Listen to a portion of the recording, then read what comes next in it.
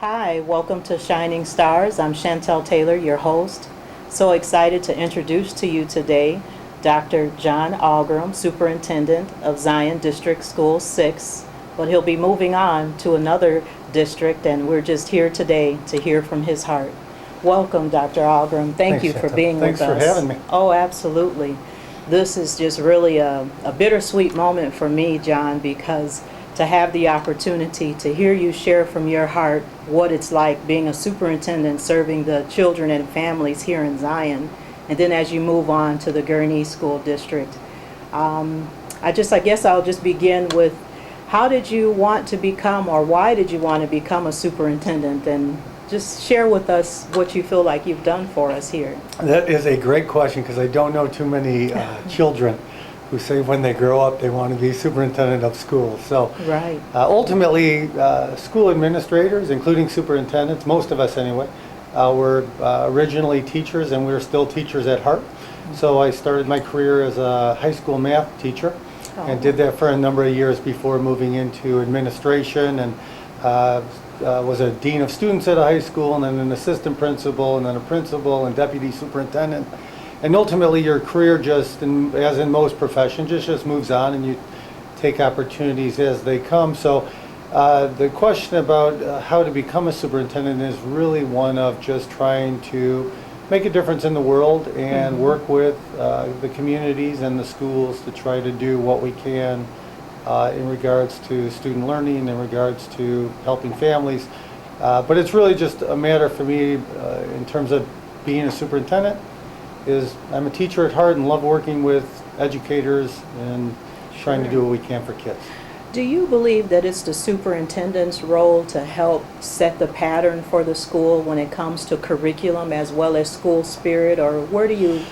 Yeah, so it's really an interesting, people wonder all the time about, aside from school closings, what superintendents do. And it's operationally, a superintendent is most like a CEO for a corporation, because I do report to a school board. Okay. And an elected school board of 7 members here that are voted in by their neighbors and their community to help guide Very good. the ultimate goals for the children in town. And so what I try to do is interface with the board, and I report to the board, and try to help them understand some of the educational parameters that we work under, and also try to get from them what they feel would be good for the community, and try to meld those two together and come forth with a plan that then we carry out through our principals at the school level. So Excellent. kind of a little bit of an interface between that Board of Education and the schools in their daily work. Excellent. So I'd like for our viewers to truly understand the importance of what, the superintendent that has served us here in Zion very well, 7 years, and now on to Gurnee to serve them. But did you hear how he mentioned that he worked with the local school board that is an elected position that is hired technically by the people in the neighborhoods that get out and vote and be able to choose the workers that work for them in the community. John, again, making this moment so bittersweet for me. For 7 years, we've worked together helping 5th graders understand the importance of kindness in the community. And everything that you've just explained when it comes to basically all the high-level administrating that you do as a superintendent, I want to share with you, the host of Shining Stars, a big lover of my community. I will never forget that you, superintendent of the schools, took the time for 6 whole years, classroom by classroom, teacher by teacher, encouraging those children to write about kindness and to tell them about the big banquet that we would have at the end of the year. I knew you had so many other important things that you could be doing, but you would take the time to walk each classroom with me and interact with those students. And then I'd even notice how students in the hallway knew that you were Dr. Ahlgrim, the superintendent. I want to tell you again, thank you and good job, and we're going to miss you so much in Zion. Well, I'm going to miss being here too, Chantal, and thanks for ultimately that. The origination of that idea was was yours because you care so deeply for the community. And really, ideas, that's been a remarkable success for us here, because obviously it not only highlights kindness, it gives kids a sense of hope, and there's also the academic component of trying to make sure that kids are writing enough about authentic issues, and having them reflect on their own good people in their lives, and all those positive aspects of it. So anytime we can tie together academics with real things in kids' lives, obviously there's a benefit. And anytime there's a contest, for 5th and 6th graders and that age student, it helps. So that was truly a blessing to work with you, and I think it did make a difference in the lives of the kids. I believe that it did, tremendously so, and how the children were blessed with Apple iPads, whoever the grand prize winners were. But again, a key component in that, John, is you took the time to do so much extra when it comes to not only organizing that, but you've been a part of our community now for, almost a full 7 years, just short of 1 month, 7 years. But you didn't just stay in the superintendent's office. You walked around the classrooms with me during our, time for the kindness essay contest. But what I found amazing also is you took the time to be a part of the Coalition for Healthy Community initiative. You took the time to serve.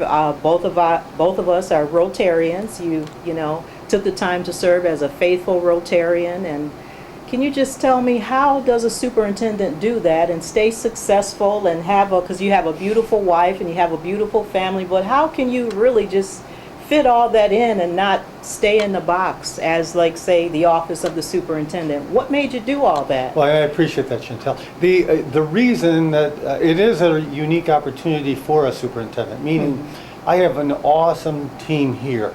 Yeah. And so the day-to-day operations of the district and carrying forth a lot of the tangible plans and the work, we have an amazing district office staff, and our principals and the assistant principals and all of our teachers do amazing work.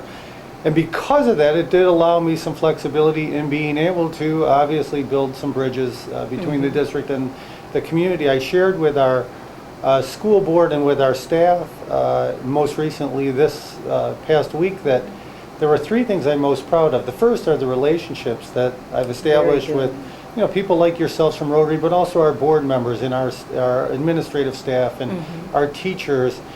Just relationships that are going to last, a lifetime for me, that, I'm very grateful for. The second is the academic growth that our students have made, year in and year out, because at the core of what we do as schools is about having kids grow. And then the third piece, though, is about those connections, those district organizational relationships, trying to make sure that there's partnerships between the school district and the Rotary, the school district and the coalition, the school district in our other area school districts, that are so important to have, relationships of trust and collaboration. And so those were the 3 things that, when I look back on the 7 years, obviously I'm most proud of. But the first and foremost are the relationships with individual people that, there's people here that are awesome. Absolutely. So just awesome. I know that personally. I mean, I've had the wonderful opportunity to just hear from the heart of a child, some of the individuals that you work with here. Many times principals have been noticed for all the great things that they do, and just to think of a whole group of people that you've been able to help lead and be an excellent example. So partnership, you believe, is the big partnership, and relationship is the biggest success that a superintendent will have.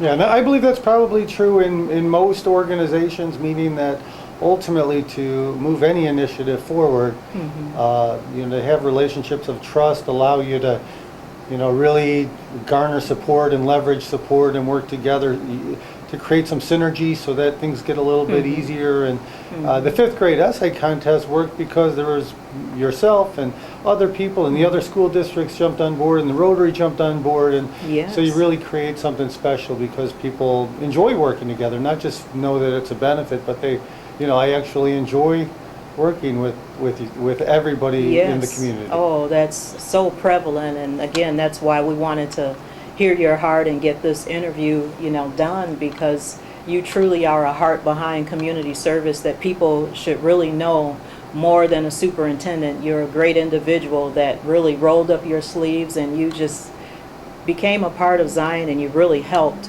I want to talk about one area that was really hard in Zion. I just want to share with all the viewers, especially in Zion, if you remember. It was a situation where a kid felt like he was being bullied, and him and his brother would walk to and from the Boys and Girls Club, and it was a little bit of a hard time in Zion. But it was able to be successfully smoothed over under your direction. It was, able to have a somewhat of a decent outcome. Can you just share from, say, start to finish when a hard, potentially controversial situation would happen in a school with children, with bullying, or anything that would just cause the community to be alarmed? Sure. How did you successfully put out the fire and move that forward? I mean, it made the front page of the newspaper one day. Yeah, I think at the core of most issues where there's high emotional level, I think people really want to be heard. There's something frustrating.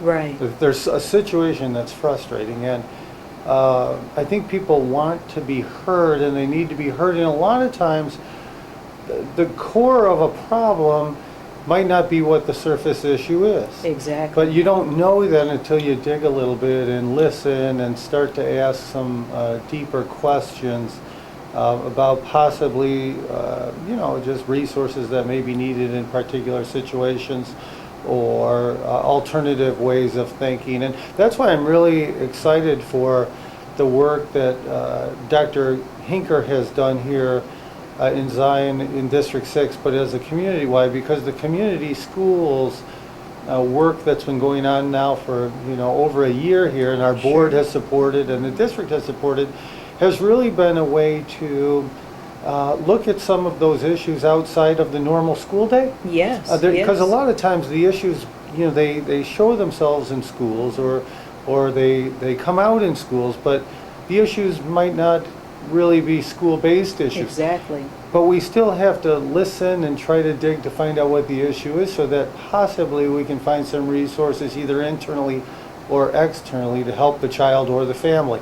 And so community schools is really an approach to acknowledge that sometimes the obstacles aren't traditional, classroom obstacles. That is right? so true. Sometimes they are, but sometimes they're not. And if they're not, a lot of times we need some community partners to work with us to help us solve some of those problems. Very good. So you've done a really good job when different scenarios would happen. You would pull in your community partners to help you kind of move forward to get the best resource Right. for that child and family. Sometimes it's easier than others, but it's been a great work that our Dr. Hinker has done and our staff have done in the buildings, just trying to make sure that we are tapping into those resources. Because Zion has so many people who care, Right. and so many organizations that want to help. Right. And community schools is an outlet, it's a means by letting those resources kind of enter the school, and either before school or during school or after school. But the point is that sometimes you have to bring the services to the school in order for the families or the children to have access, rather than expecting people to go, Sure. go the extra step out to the resources. It's just sometimes more feasible to bring the resources to the family. Right. Now, John, before we begin to wind down, the time always goes so fast, but can you just give us some great words of wisdom for Zion as you move on and, going over on, to Gurnee, and here we'll be moving forward and we'll have a new superintendent. I'm excited, to work with the new superintendent, but can you just give, the Zion family some, you've been with us for a while and you're moving on, and just kind of share with us? Yeah, and it was really a hard decision for me. Warren is an awesome school district, and I'm honored and excited to be going to Warren. And the first 21 years of my career were in high school teaching and administration. So, Nice. When people ask, John, why are you? Well, to be honest with you, that's where my career was initiated, and I spent most of my time in high school, so the Wow. opportunity to be a superintendent in a high school in Lake County that has some diversity, Yes. there are only a few options, and so obviously I'm very excited about that. But here's the last 7 years have really changed my life professionally and personally, and because we do deal with an enormous number, unfortunately, of under-resourced, children in Zion, and our teachers and staff are remarkable in the work they do. And the one thing that I've over time realized is so important is the stability aspect of, children need a couple things. One is they need to know that they're loved. Right. And so it could be a family, and a lot of times families look different today than maybe they did a couple decades ago, but they need Sure. some consistent source of love and inspiration, and know that they're working for somebody beyond themselves. Right. But stability then is so important for a child, because it's frustrating, and we realize why families do it, but a lot of times when there's a lot of moving around, right, it gets harder for the school system or any of those external supports to have the longevity to Sure. really have an impact on the child or the family. And so and it's just become when I talk to our principals to talk about, what would help the most, and a lot of times it's, people think it's, the dollar, right? But money can't solve that issue of lack of stability. So the one thing that we've really talked a lot about is there any way that we can help families realize, either understand or have the resources, to really create a home for a number of years, Sure. try to be stable, and try to let the resources that are in play in a community like Zion really have a positive impact on the child and their life. So that's just a unique obstacle for us here that we can continue to try to That's right. to battle. And it's just, Right. neighbors everybody needs to contribute to that message Very of, good. of stability. Very good. And so that kind of leads to when I was sharing how it was so important, or rather, you didn't have to do it, but when you would go from classroom to classroom, with me, when we would be announcing the Kindness Project, you would take the time, and it does go back to nurturing a child and helping them have some stability. And you've done a really great job of that's just one area, John, of how you've really gone the extra mile for the children and the families in Zion. And personally, I'm going to really miss you because it has been just so fantastic to work with you. I went to schools here in Zion, and I never remember the superintendent doing half of the things that you take the time to get involved in the community, get involved, just as you mentioned, with the partnerships to really make a difference. I believe that you made a lifelong destiny/legacy type difference here in Zion, John, and I want to thank you for that. And what I'd like for you to do now is just kind of look in the camera and just give some hope again to Zion as you leave us, and then say hi to your Sure. new Warren family. And I will, the last 7 years here in Zion have, as I mentioned, truly been life-changing. The opportunities that have been here for me to help a community that's so inspired and so passionate about children and about hope, and so proud. Zion is such a proud community that it's been great to be a part of this family for the last 7 years, and to help our teachers and our staff inspire children every day and realize that there's hope, and that education is indeed a ticket to whatever their dreams are. So hopefully I've been a small part of that and working with others to do that. And I am very excited to be going to District 121, Warren Township High School District. There are people there. One of the things that I've realized in interacting with the people in Warren is they're hardworking, humble, student-centered and child-centered individuals that I've been fortunate enough to work with in Zion. So it's bittersweet for me as well to be leaving because of the relationships that I've so deeply enjoyed with everyone here in Zion. And I'm excited to be moving on to Warren in a month or so. That's right. And thank you so much for having me on your program. Oh, absolutely. It's just been an honor and a privilege again to know you and I will continue to, be in touch and watch your Absolutely. service and appreciate your service to the community. So Thanks. this is Shantal Taylor signing off, Shining Stars, and today we've had Dr. John Ahlgrim, the Superintendent of Zion District 6. Thank you.